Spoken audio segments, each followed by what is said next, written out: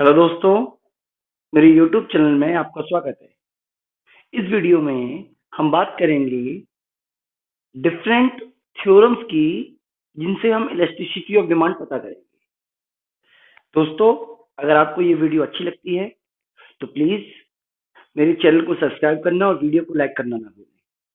दोस्तों, आपसे रिक्वेस्ट है कि आप प्लेलिस्ट में जाकर एक बार जरूर वीडियो देखें ताकि आपको पता चले कि कौन सी वीडियो आपको पहले और कौन सी वीडियो आपको बाद में देखनी है। वहां पर आपको वीडियोस का सही ऑर्डर आपको पता चलेगा। अगर हम पहली जो थ्योरम है वो है हमारी, जिसमें हमें ये प्रूव करना है that given two parallel straight line demand curve, यानी कि दो पैरेलल डिमांड कर्व हैं इस तरीके से। मान लीजिए ये डिमांड कर्व है एक, इसको हम नाम दे देते हैं मान लीजिए ए बी, और दूसरा डिमांड कर्व है जिसको हम नाम दे देते हैं सी डी। ये एक दूसरे के पैरेलल हैं।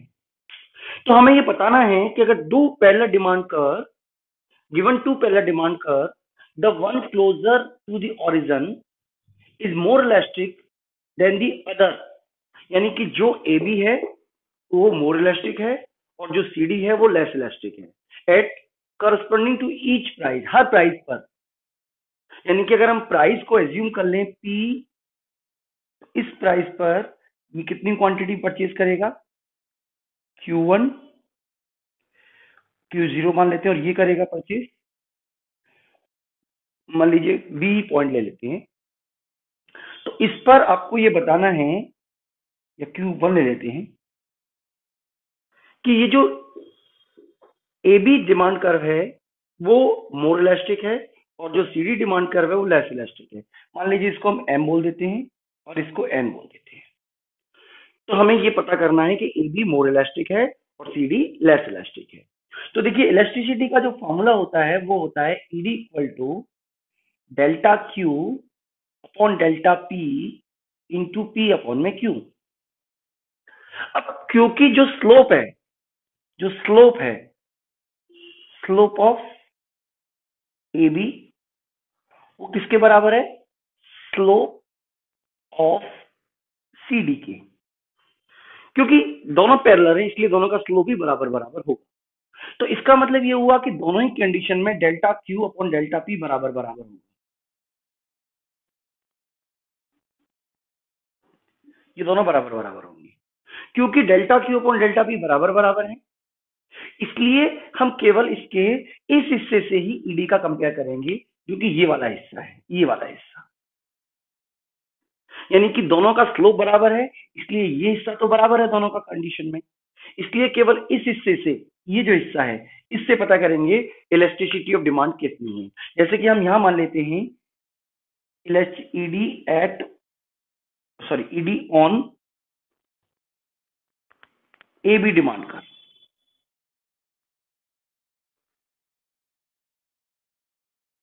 तो जो इलास्टिसिटी ऑफ डिमांड का फॉर्मूला होगा वो होगा केवल पी अपॉन में क्यू। तो इस केस में जो पी है वो है हमारा ओपी और क्वांटिटी है OQ0। आपके लिए हमने मान लिया कि ये 10 है और ये 10 है, ये 20 है। तो इसका मतलब जो हम डिवाइड करेंगे वो 10 अपॉन 10 से करेंगे। तो जो आंसर आएगा हमारा 1। इसी तरीके से अगर हम ईडी पता करें, elasticity of demand on CD demand का,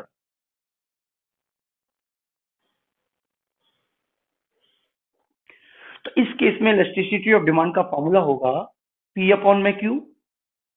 यानी कि प्राइस तो दोनों की सेम ही है, ओपी है, और क्वांटिटी इस केस में OQ1 आ जाएगी, यानी कि 10 अपॉन में 20, 0.5।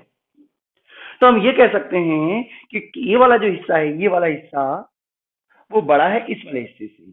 यानी कि ओ पी जो है, जो ओपी जो है, O P upon OQ0 is more than OP upon OQ1। इसलिए जो ये वाला जो डिमांड, जो इस पॉइंट पर ये है, ए बी डिमांड कर्व पर है, इसलिए ये मोर इलास्टिक होगा। It means A B demand curve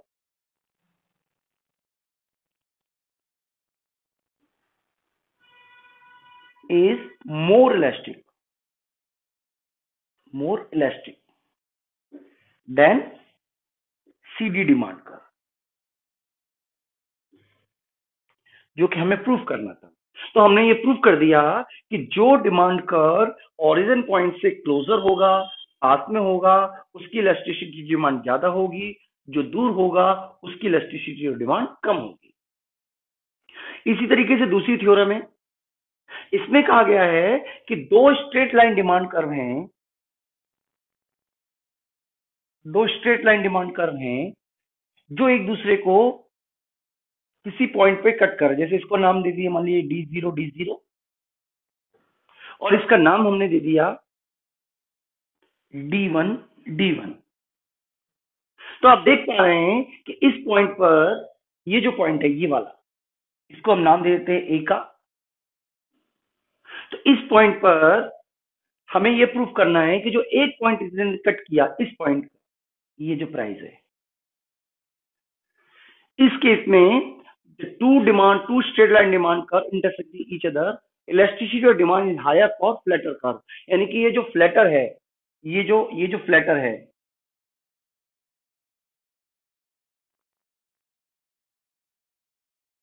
sorry flatter तो ये है, ये फ्लैटर है, उसकी इलास्टिसिटी ज्यादा होगी और जो स्टीपर है उसकी इलास्टिसिटी कम होगी। हमें ये प्रूफ करना है। तो मान लीजिए कि प्राइस P0 पर दोनों की क्वांटिटी Q0 है।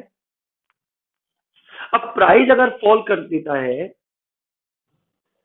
इस केस में जो इसकी क्वांटिटी है वो इंक्रीज होकर Q1 हो गई और यहां पर जो क्वांटिटी है वो इंक्रीज होकर Q2 हो गई। इसको नाम दे देते हैं मान लीजिए M और N। तो ईडी का फॉर्मूला क्या है? Delta Q upon delta P into P upon में Q।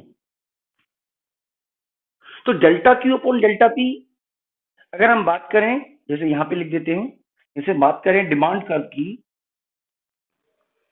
डिमांड कर्व D0 जो कि हमारा है स्टीपर। तो इस केस में आप देख पा रहे होंगे कि अगर हम फॉर्मूला पुट करें ईडी का, delta Q upon delta P into P upon में Q, तो जो डेल्टा Q हुआ वो होगा Q0 Q1 upon P0 P1 के बराबर। यानी कि ये डेल्टा Q हुआ, ये डेल्टा P हुआ। आप मान लीजिए ये 10 है, ये 10 है, ये 8 हुआ, ये 12 हुआ। तो इसका मतलब हम ये भी लिख सकते हैं the 2 upon 2 into opening price जो कि है OP0, और यहां पे हम लिख देते हैं opening quantity, initial quantity OQ0। तो ये हमारी क्वेश्चन नंबर 1 हो गई। इसी तरीके से आप डिमांड कर्व देखिए दूसरा वाला, D1 पे क्या हो रहा है? अगर हम इसके भी ईडी पता करें तो delta Q upon delta P into P upon में Q। तो यहां पर जो चेंज इन क्वांटिटी है वो है Q0 Q2 और चेंज इन प्राइस है P0 P1 into initial price. Initial price कितना है हमारा? OP0 upon OQ0। Equation number 2। तो आप देख पा रहे हैं कि इस इक्वेशन में ये वाला है पॉइंट और ये वाला पॉइंट दोनों बराबर है। यानी कि ये जो हिस्सा है ये वाला, ये दोनों ही डिमांड कर्व में इक्वल है। इसलिए जो इलास्टिसिटी मेजर होगी वो केवल इस वाले पॉइंट से मेजर होगी। यानी कि इस वाले पॉइंट में आप देखिए कि ये जो हिस्सा है ये वाला, ये स्मॉल है और ये बड़ा हिस्सा है। यानी कि हम ये भी कह सकते हैं that Q0 Q1 upon P0 P1।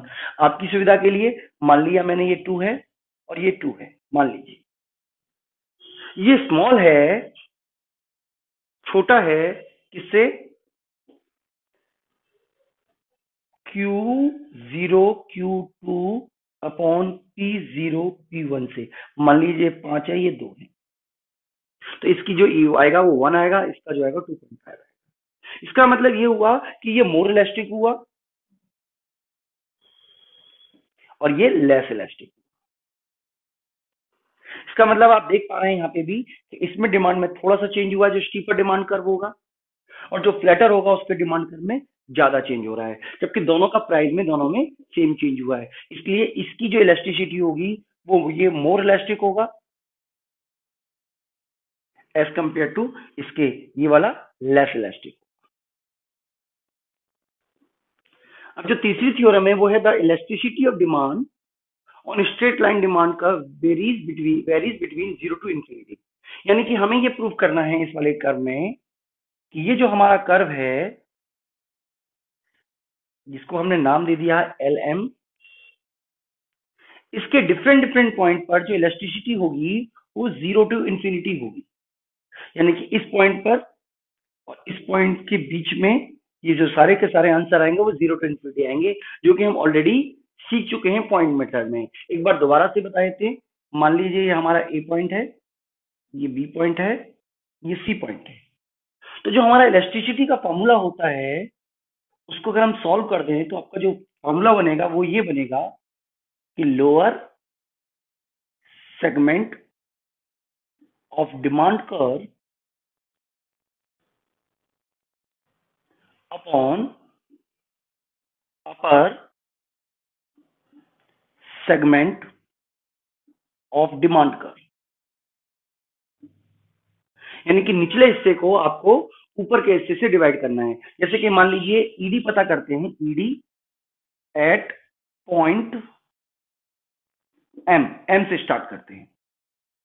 तो देखिए मान लीजिए कि जो एल एम है वो 4 सेंटीमीटर है, आपकी सुविधा के लिए मान लीजिए 4 सेंटीमीटर। तो एम पॉइंट के निचले का हिस्सा कितना हुआ, एम हुआ, और ऊपर का हिस्सा एल एम है।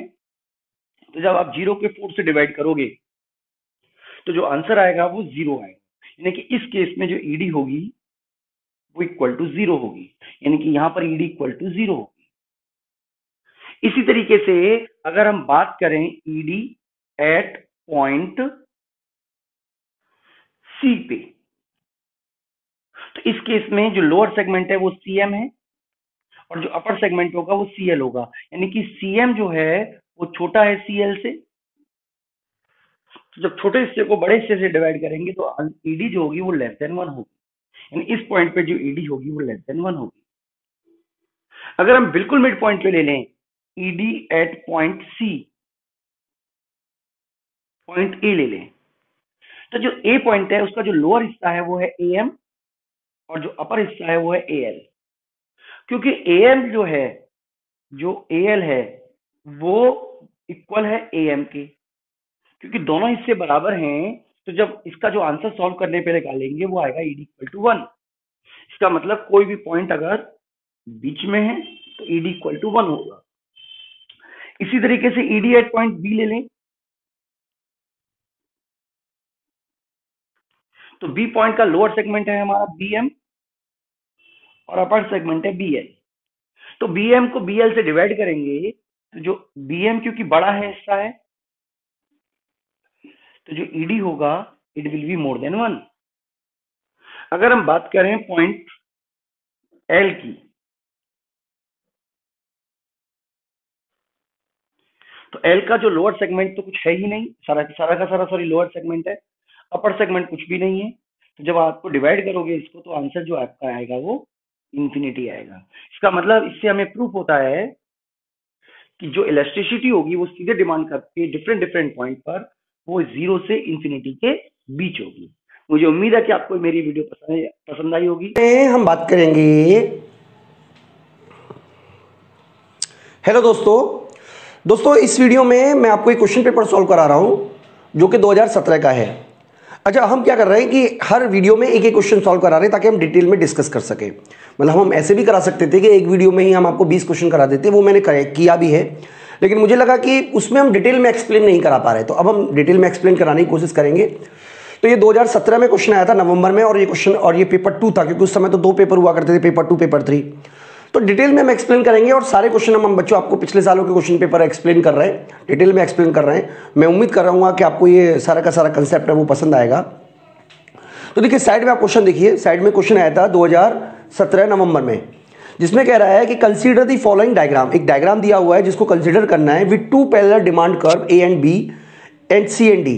तो यहाँ पे आपको डायग्राम भी दिख रहा होगा ए बी और सी और डी, जिसपे दो पॉइंट हैं, जैसे कि प्राइस दोनों के लिए सेम है और आपसे पूछा गया है the price elasticity of demand at point R and S is equal, point R is greater than S, point R is less than point S and point R and S is infinity. मैं एक बार हिंदी में भी पढ़ देता हूं कि दो समांतर मांग वक्र रेखाओं ए बी और सी डी के साथ निम्नलिखित आरेखों पर विचार कीजिए। तो डायग्राम आपको दिख रहा होगा। मांग की लोच आर और एस बिंदु पर समान है, बिंदु आर और एस बिंदु पर ज़्यादा है, आर पर बिंदु एस से ज़्यादा है, बिंदु आर पर बिंदु एस से कम है, बिंदु आर और बिंदु आर एस पर अनंत है। तो बच्चे इस तरीके का क्वेश्चन आपसे एग्जाम में पूछा गया। देखिए मैंने ये क्वेश्चन ऑलरेडी करवाया हुआ है। अगर आपने हमारा कोर्स लिया होगा, यानी कि अगर आप लेते हैं तो आपको डिमांड वाले चैप्टर में, यानी कि जो चैप्टर हमने कराया है डिमांड वाला, उसमें आपको ये पूरा का पूरा आंसर मिल जाएगा।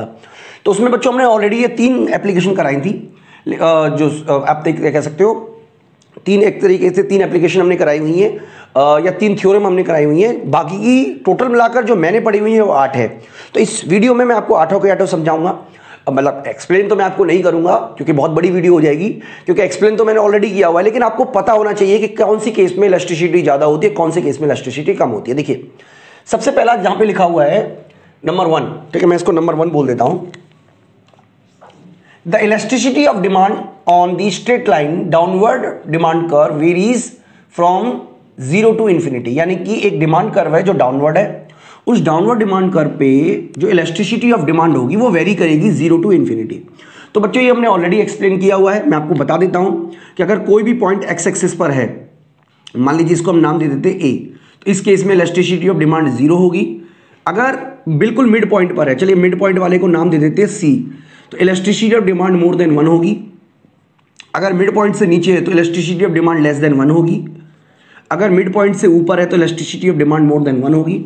और अगर मिड पॉइंट की जगह बिल्कुल एफ अक्ष पर है तो इलास्टिसिटी ऑफ डिमांड जो है वो कह सकते हो इन्फिनिटी होगी। तो इसको बच्चों हमने ऑलरेडी एक्सप्लेन किया हुआ है, हमारे वीडियो कोर्स में आपको ये टॉपिक मिल जाएगा। इसके अलावा अगला जो क्वेश्चन है उसमें जो कि ये वाला क्वेश्चन आया था एग्जाम में, ये पूछा गया था given 2 parallel straight line demand curve. तो आपको याद रखना है कि जब 2 पैरेलल डिमांड कर्व हैं तो जो ओरिजिन के बिल्कुल पास होगा, यानी कि जो पॉइंट एस है, पॉइंट एस जो है is more elastic than point R। यानी कि जो भी मूल, अगर मान लीजिए 2 मांग वक्र बिल्कुल समानांतर है, पैरेलल है और y अक्ष से एक सीधी रेखा खींची जाती है, तो आपको याद रखना है कि जो भी डिमांड कर्व y एक्सिस के ओरिजिन पॉइंट के पास होगा उसकी इलास्टिसिटी ज़्यादा होगी, और जो भी ओरिजिन पॉइंट से दूर होगा उसकी इलास्टिसिटी, आप कह सकते हो कि इलास्टिसिटी उसकी कम होगी। यानी कि given 2 parallel straight line demand, the one closer to the origin is more elastic than corresponding to each other each price of commodity. यानी कि जब प्राइस गिवन है तो उस प्राइस गिवन पर जो आप कह सकते हो डिमांड कर्व क्लोजर होगा, पास होगा, उसकी इलास्टिसिटी जो है वो ज़्यादा होगी, और जो दूर होगा उसकी इलास्टिसिटी जो है वो कम होगी। आप इस बात को याद रखिएगा, ठीक है। तो ये भी क्लियर हो गया। एक और हमारी थ्योरम आ सकती है कि मान लीजिए 2 डिमांड कर्व जो एक दूसरे को काट रहे हैं, तो किसकी इलास्टिसिटी ज़्यादा होगी। तो देखिए ये वाला जो है ये स्टीपर है, ठीक है, यानी कि ये इसे आप कह सकते हो तीव्र ढाल का या चपटा, ठीक है, और ये फ्लैटर है। तो रूल यह याद रखिएगा कि जो फ्लैटर होता है ये मोर इलास्टिक होता है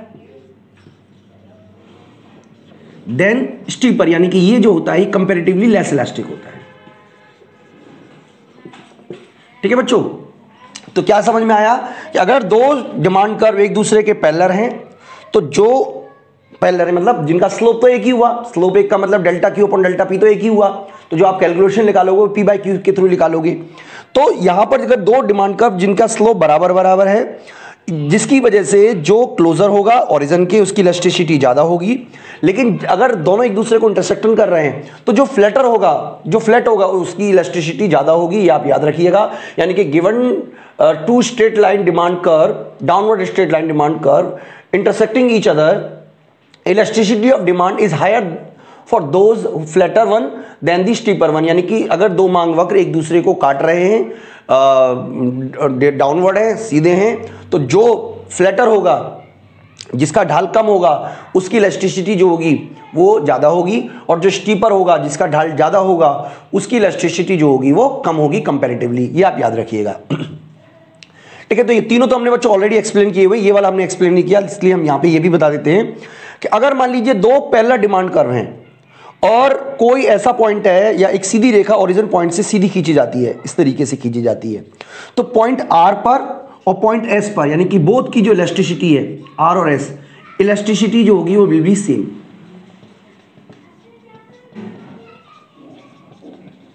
क्या समझ में आया बच्चों आपको कि अगर कोई भी पॉइंट सीधी रेखा में काटा जा रहा है, सीधी रेखा में बनाया जा रहा है, तो दो पॉइंट जो एक दूसरे को इंटरसेक्ट कर रहे हैं यानी कि आर और एस, उसकी जो इलास्टिसिटी होगी वो बिल्कुल एक के बराबर ही होगी।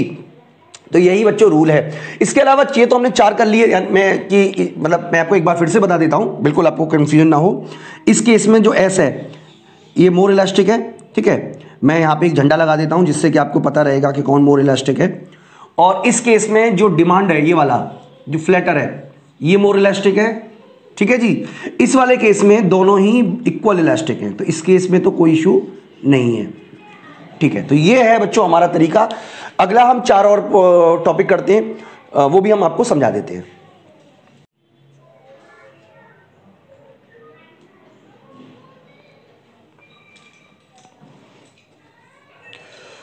तो बच्चों छठी थ्योरम पे बात कर रहे हैं। यहाँ पे सिक्स थ्योरम हमने बता दी है। देखिए सिक्स थ्योरम में हम क्या करते हैं, जैसे मान लीजिए, सॉरी फिफ्थ थ्योरम है, सिक्स नहीं फिफ्थ है, जिसमें हम क्या कर रहे हैं कि दो समांतर सीधी मांग वक्र खींच रहे हैं, मतलब ऐसे खींच रहे हैं, और एक और हमने खींच लिया, ठीक है। इस पर हम एक, जैसे हमने पहले तो वाई एक्स पे डाला था, अब हम एक्स एक्स पे डाल रहे हैं ऐसे करके। तो इस लाइन पे हम मान लीजिए एक पॉइंट एम है और दूसरा जो है वो एन है, ठीक है। मान लीजिए ये जो प्राइस है ये के है और यहाँ पे जो प्राइस है वो जे है। तो यहाँ पे मैं लिख देता हूँ क्वांटिटी और यहाँ पे मैं लिख देता हूँ प्राइस। तो हमें बताना है कि एम की इलास्टिसिटी ज़्यादा होगी या एन की इलास्टिसिटी ज़्यादा होगी। तो आप याद रखिएगा, देखिए यहाँ पे हमने लिखा हुआ है given two parallel straight line demand curve if a vertical straight line is drawn from the X axis intersecting the two demand curve, यानी कि दो इंटरसेक्ट डिमांड कर्व को कर रहा है, the elasticity of demand will be on the curve closer to the point, elasticity of demand will be high होगा ना, elasticity of demand will be less.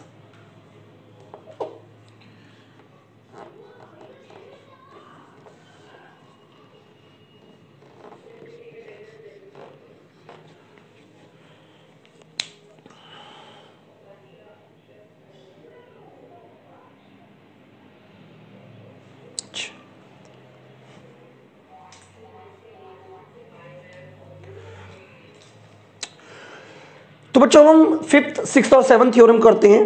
देखिए एक डिमांड कर्व है जो कि पैरेलल है एक दूसरे के, ठीक है, जैसे हमने पिछली बार लिया था वो पैरेलल है, और इसमें क्या कर रहा है कि जो एक्स एक्सिस से हमने लाइन खींची है, यानी कि given the parallel straight line demand curve if a vertical straight line is drawn from the X axis intersecting the two demand curve, elasticity of demand will be less on the closer to the point of origin, यानी कि जो M है ये वाला जो होगा वो less elastic होगा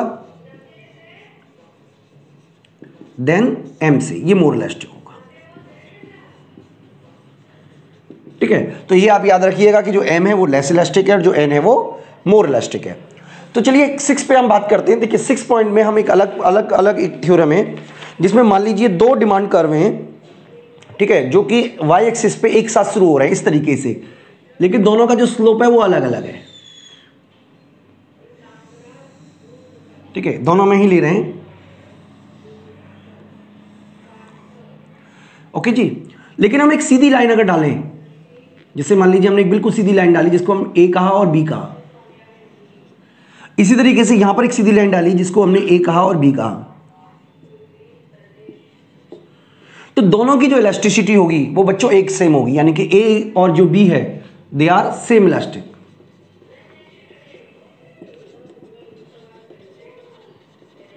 तो इस तरीके से बच्चों हमारे 7 के 7 जो थ्योरम है वो पूरी होती हैं। हालांकि मैंने आपको 8 कहा था, लेकिन वो 7 ही हैं जो मैंने पढ़ी हुई हैं। और इसके अलावा चलिए क्वेश्चन पे आप वापस आ जाते हैं। जो क्वेश्चन हमारा था, एक बार क्वेश्चन आप देख लीजिए।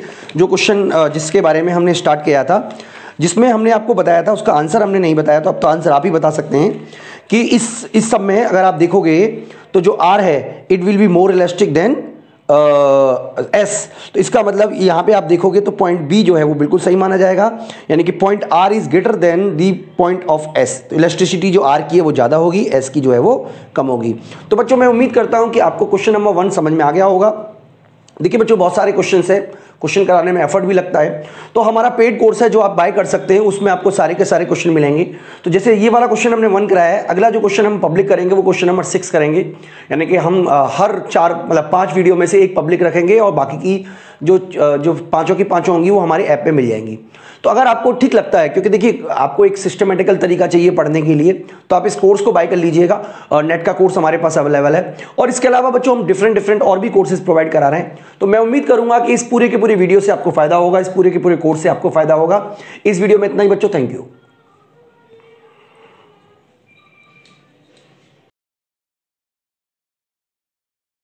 बच्चों इस वीडियो में हम बात करेंगे डिमांड इलास्टिसिटी ऑफ सब्स्टिट्यूशन की, जिसको कि हम प्रतिस्थापन की मांग लोच भी कहते हैं।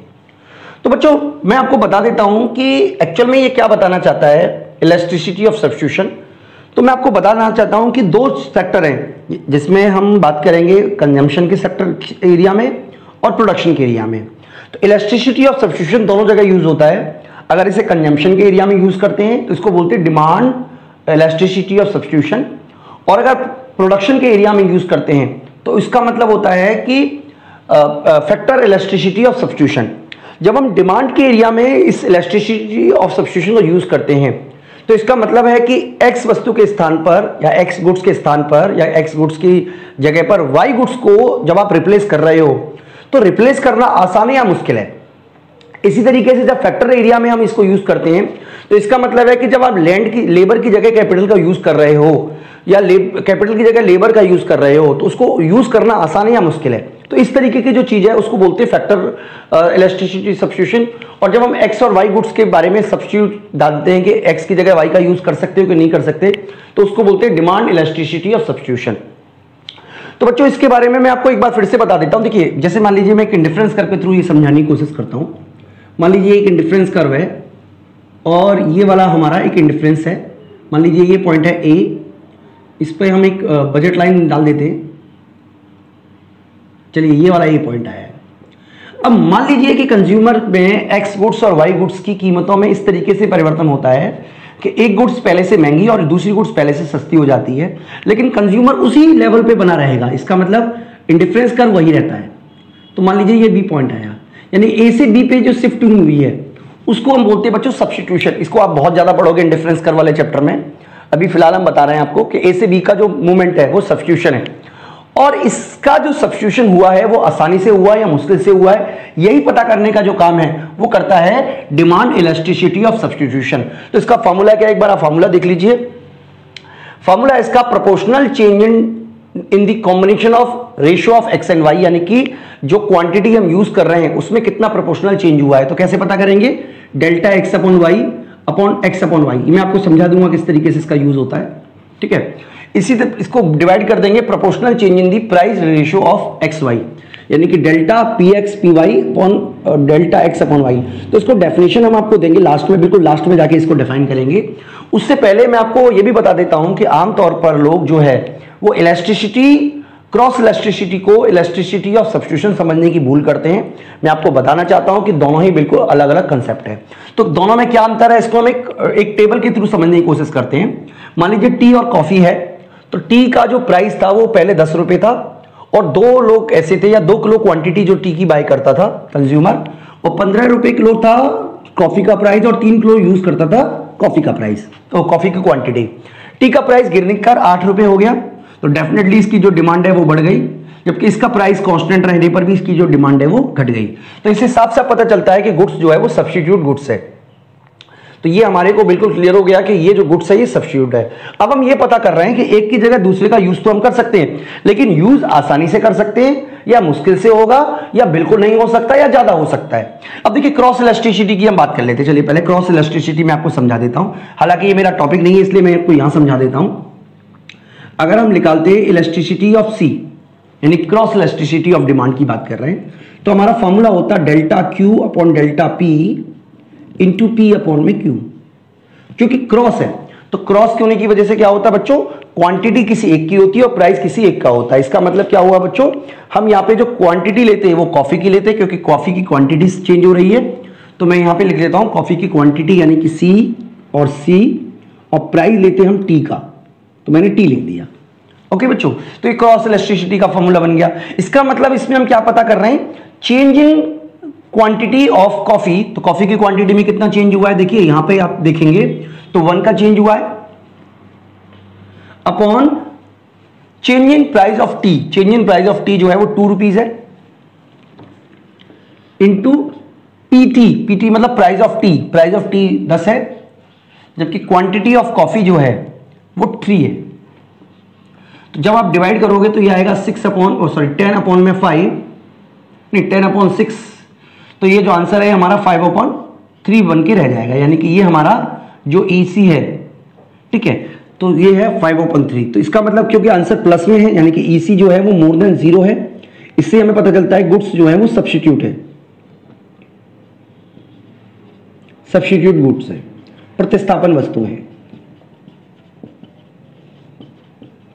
अब इसने ये तो बता दिया कि प्रतिस्थापन वस्तुएं हैं, लेकिन हमें ये नहीं बताना चला ना कि प्रतिस्थापन वस्तु जो है वो क्लोज सब्स्टिट्यूट है या फॉर सब्स्टिट्यूट है। मतलब इसका जो प्रतिस्थापन किया जा सकता है वो आसानी से किया जा सकता है या मुश्किल से प्रतिस्थापन हो सकता है। देखिए प्रतिस्थापन तो कुछ भी किसी का भी हो सकता है, पॉजिटिव हो सकता है ना, हो सकता है। जैसे मान लीजिए मैं इकोनॉमिक्स पढ़ाता हूं, तो एक मान लीजिए टीचर है जो ऑनलाइन इकोनॉमिक्स पढ़ा रहा है, ठीक है, एक ऐसा टीचर जो ऑफलाइन इकोनॉमिक्स पढ़ा रहा है, और एक बुक्स है।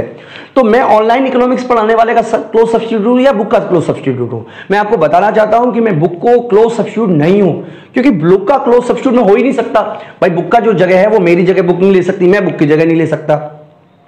इसी तरीके से क्योंकि मैं ऑनलाइन पढ़ाता हूं तो ऑफलाइन पढ़ाने वाला मेरा क्लोज सब्स्टिट्यूट तो नहीं हो सकता, ठीक है, क्योंकि आप मैं जैसे मान लीजिए मैं दिल्ली में रहता हूं, तो आप मान लीजिए कोई इलाहाबाद का बच्चा है वो दिल्ली आके तो पढ़ना नहीं चाहेगा, ठीक है। तो इसका क्या मतलब हुआ, इसका सिंपल मतलब ये हुआ कि 3 चीजें हैं, बुक भी मेरे को सब्स्टिट्यूट करती है, ऑफलाइन कोचिंग वाला भी मुझे सब्स्टिट्यूट करता है, ऑनलाइन कोच क्लासेस वाले भी मुझे सब्स्टिट्यूट करते हैं। लेकिन क्लोज सब्स्टिट्यूट कौन है, कौन सी डिग्री किसकी ज्यादा है, ये पता करने का काम करती है इलास्टिसिटी ऑफ सब्स्टिट्यूशन। तो देखिए इसमें क्या फॉर्मूला है, पहले आप ध्यान से देखिएगा। सबसे पहले प्राइस रेशियो की हम बात कर रहे हैं। प्राइस रेशियो का मतलब PX/PY, ठीक है। तो प्राइस रेशियो हम निकाल रहे हैं, मान लीजिए ये X है ये Y है, ठीक है, प्राइस X और प्राइस Y। तो T का रेशियो प्राइस X क्या है, मान लीजिए ये हो गया हमारा 10/15, यानी कि 2/3 का रेशियो है हमारा।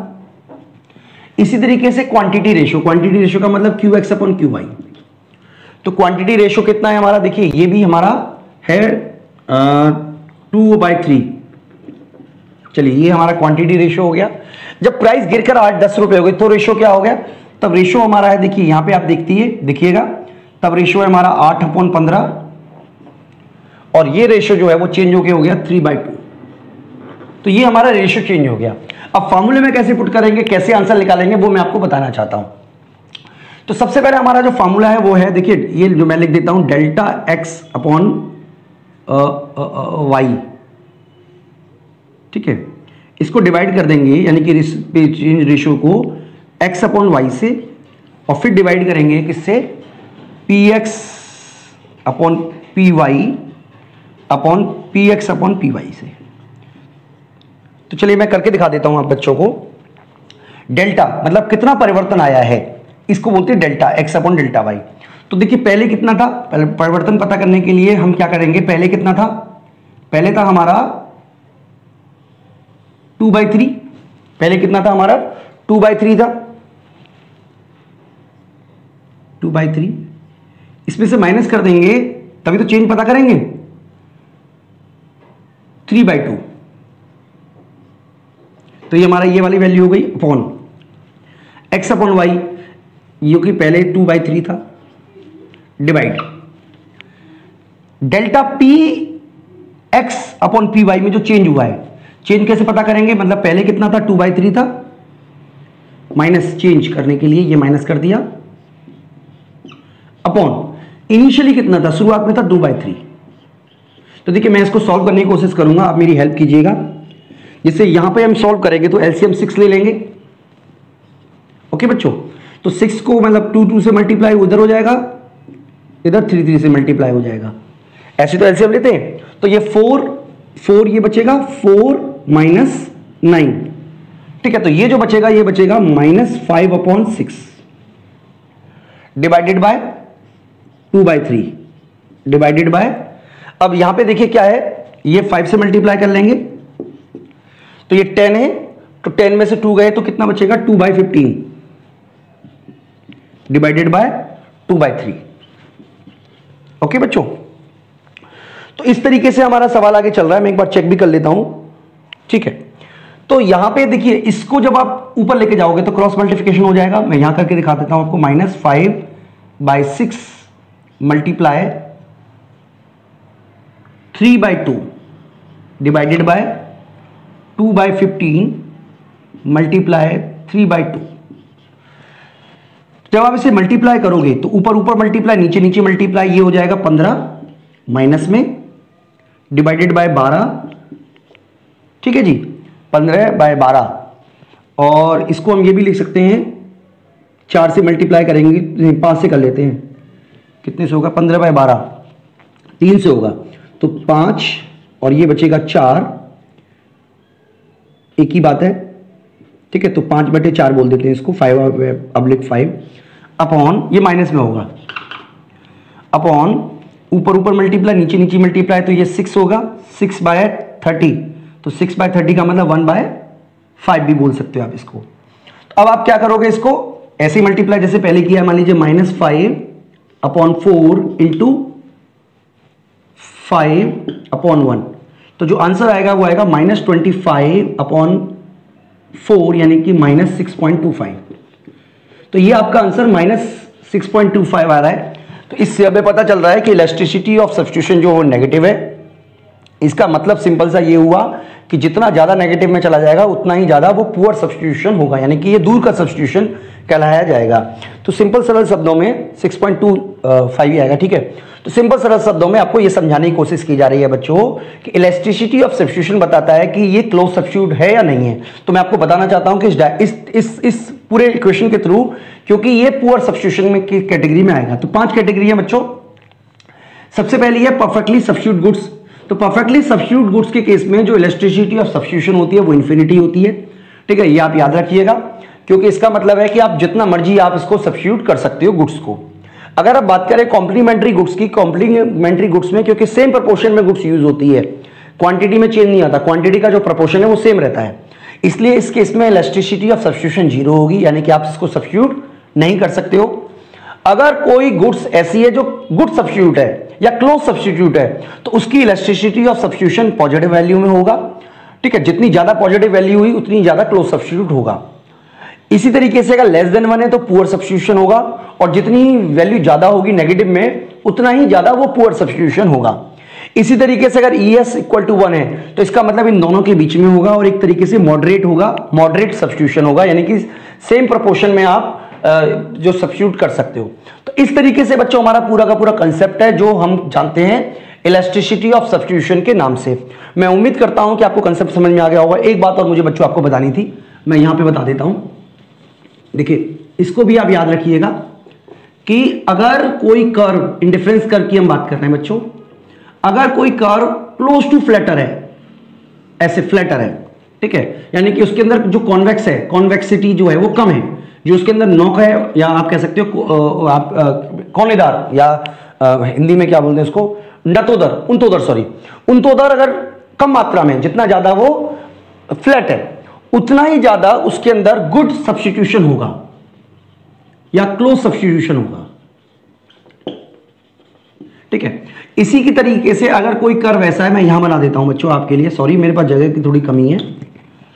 तो उस केस में मान लीजिए जितना ज्यादा वो ऐसा होगा उतना ही वो पुअर सब्स्टिट्यूशन होगा, ये आप अपने दिमाग में रखिएगा।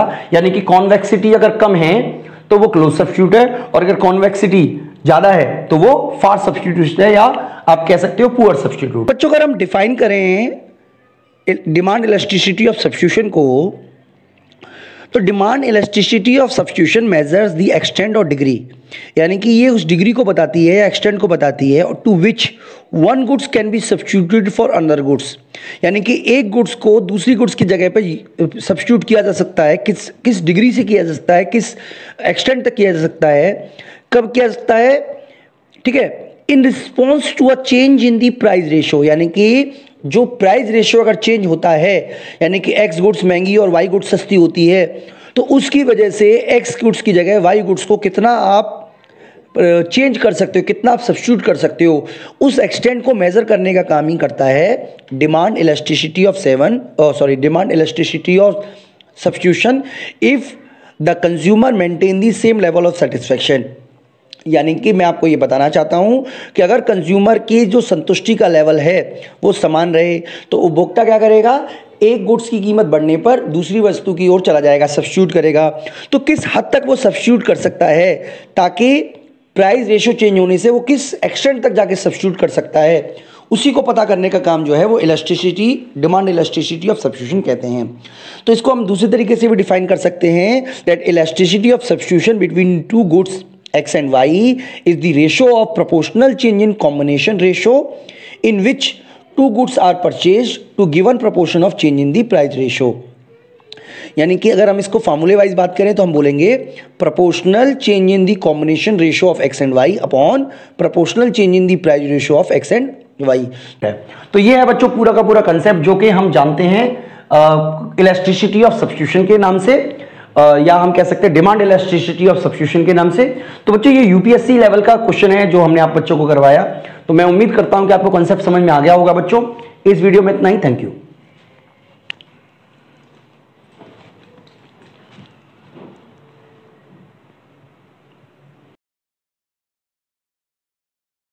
इस वीडियो में हम बात करेंगे relationship between price elasticity, income elasticity and substitution elasticity के रिलेशन की। तो बच्चों ये जो टॉपिक है, यानी कि ये जो सब्स्टिट्यूशन इलास्टिसिटी वाला टॉपिक है, वो हमने इससे पहले वाला वीडियो में कराया हुआ है। इस वाली वीडियो में हम आपको बता रहे हैं कि इन तीनों में क्या रिलेशन है।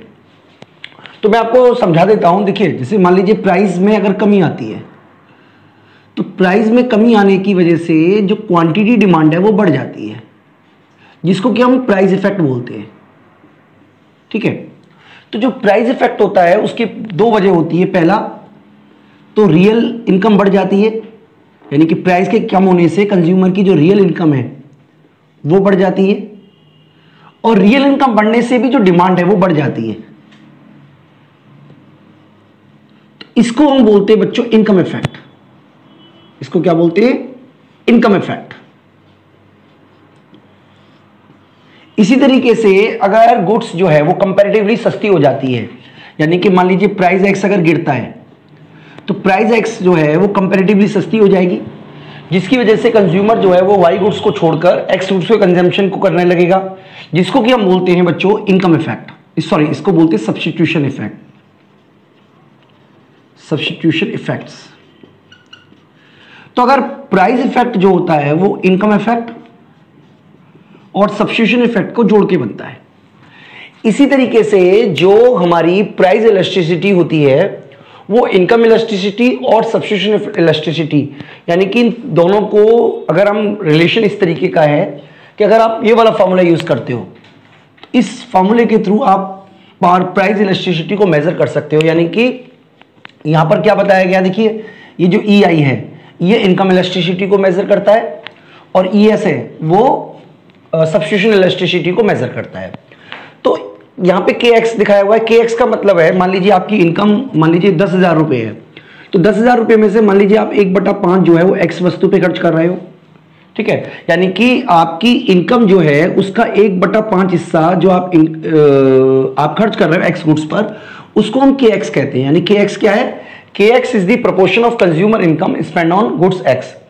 और 1 माइनस के एक्स का क्या मतलब हुआ? आप अगर ये मान के चल रहे हैं कि 2 गुड्स है तो 1 माइनस के एक्स का मतलब वाई गुड्स पे आप पैसा जो खर्च कर रहे हो, या हम ये कह सकते हैं बाकी की सब गुड्सों को हमने कंपाइल करके वाई बोल दिया है। तो ये सब्स्टिट्यूशन के लिए गया है। इसका मतलब फॉर्मूला क्या है, एक बार आप दोबारा देख लीजिए। ईपी का मतलब प्राइस इलास्टिसिटी ऑफ डिमांड, के एक्स का मतलब है proportion of consumer income spend on goods x, EI का मतलब है income elasticity of demand, 1 minus के एक्स का मतलब है कि इनकम का वो हिस्सा जो आप एक्स गुड्स पे खर्च नहीं कर रहे हो, और ईएस का मतलब है इलास्टिसिटी ऑफ सब्स्टिट्यूशन। तो यहाँ पे एक न्यूमेरिकल दिया हुआ है, वो हम आपको समझा देते हैं। मान लीजिए 1/5 हिस्सा आप एक्स वस्तु पे खर्च करते हो इनकम का, इनकम इलास्टिसिटी 2 है और इलास्टिसिटी ऑफ सब्स्टिट्यूशन जो है वो 3 है। ठीक है, तो यहाँ पे मैं आपको बता देता हूँ कि ईपी का फॉर्मूला क्या हुआ, उसको मैं पुट कर देता हूँ आपको। सबसे पहले के एक्स यानी कि 1/5 आप लिखोगे मल्टीप्लाई, क्योंकि ये हमारी 2 है तो इसलिए 2 से मल्टीप्लाई कर देते हैं, मैं 2/1 कह देता हूँ, बात एक ही है, प्लस ये कितना होगा 1/1 माइनस 5, 1 माइनस 1/5।